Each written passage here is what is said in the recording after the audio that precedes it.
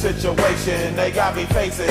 I can't live a normal life. I was raised by the street, so I gotta be down with the hood team. Too much television watching got me chasing dreams.